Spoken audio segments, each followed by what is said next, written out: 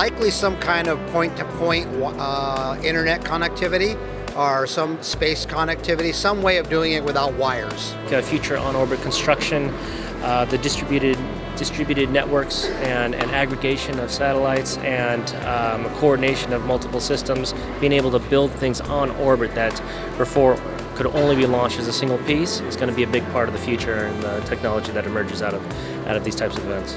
I think software is going to play a larger and larger role. Space has been traditionally human on a keyboard operating a satellite or a rocket, and that is going to be driven heavily by software. And things like rendezvous and proximity operations, how satellites move relative to each other, whether it's formation flying or they approach and dock. Those kind of technologies I think are going to evolve, become more affordable, and become a natural part of architectures that enable satellite servicing and others. That's just one example.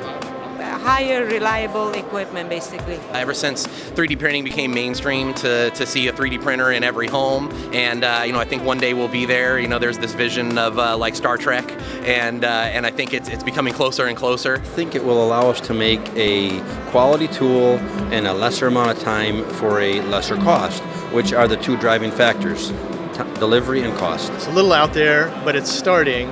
It's the concept of merging, attaching things together after you get to orbit to make something larger.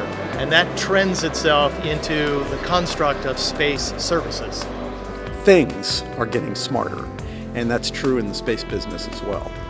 So we're seeing small satellites that are incredibly capable.